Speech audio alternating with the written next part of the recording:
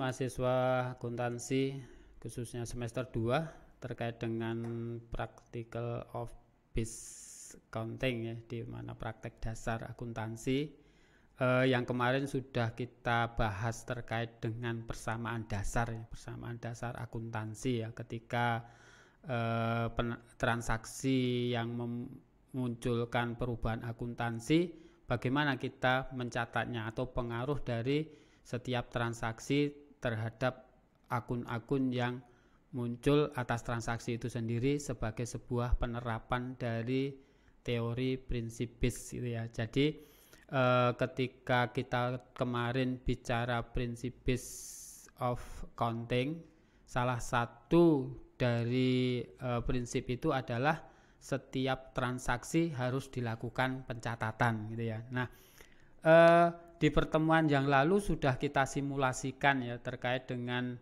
berbagai transaksi yang muncul. Ini untuk perusahaan rumah sakit ya, sebuah rumah sakit di mana ada beberapa transaksi 1 sampai 11 di sini ya, sudah kita lakukan pencatatan simulasi yang kemarin ya, itu baik kemarin lewat GC, lewat praktek yang di LAN, komputer di praktek, nah itu sudah kita lakukan. Nah, pertemuan berikutnya setelah ada transaksi dan dilakukan pencatatan adalah kita menyajikan laporan rugi laba. Nah, di sini ketika akan menyajikan laporan rugi laba, Anda harus menggolongkan dulu mana pos-pos dari perubahan transaksi itu yang masuk ke dalam pos nominal gitu ya, kelompok akun nominal. Nah, sehingga dari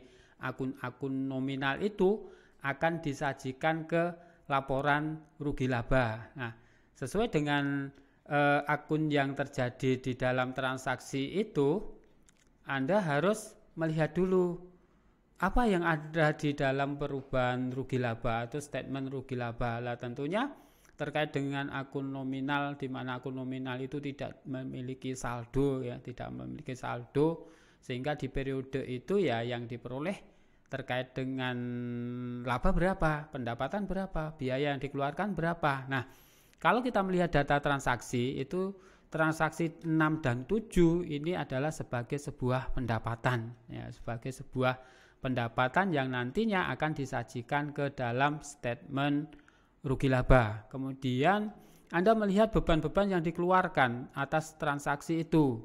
Misalnya di sini tanggal 10 dan 11, maaf bukan tanggal 10, transaksi 10 11 di mana tanggal 30 dan 31 Agustus di sini adalah beban atau pengeluaran-pengeluaran yang dilakukan oleh sebuah aktivitas bisnis itu sendiri. Nah, tentunya ketika ini dilakukan pencatatan di laporan rugi laba ya, di laporan rugi laba akan muncul laporan seperti ini ya. Nah, kalau kita mengacu kepada sebuah prinsip, tentunya ada nama dari laporan itu dibuat, kemudian nama perusahaan per periode itu kapan. Nah, itu kapan dilakukan laporan itu sendiri. Nah, tentunya di sini nilai mata uangnya apa, pakai rupiah atau dolar. Nah, itu juga wajib disajikan di dalam statement rugi laba itu sendiri. Nah, tadi sudah saya sampaikan bahwa apa, pendapatan mana terkait dengan transaksi yang ada di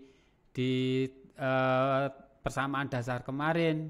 Kalau tadi sudah saya sampaikan bahwa transaksi nomor 67 itu sebagai sebuah pendapatan ya, pendapatan akan jasa ini ada 28 juta sama 12 juta. Nah, ketika disajikan di sini tentunya akan memberikan informasi dari total pendapatan itu adalah 40 juta ya, 40 juta.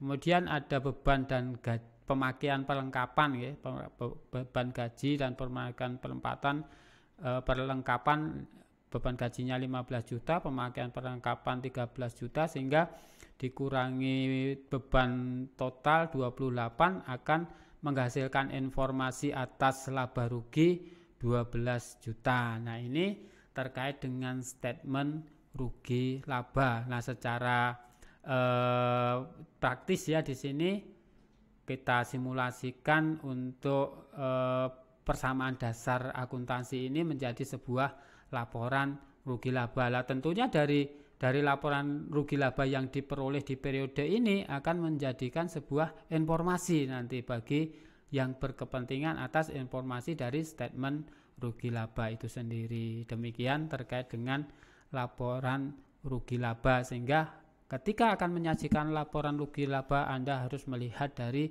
akun-akun nominalnya, dari sisi pendapatannya bagaimana, dari sisi beban yang dikeluarkan apa. Nah itu Anda golongkan yang nantinya akan tersusun di statement rugi laba. Terima kasih atas perhatiannya.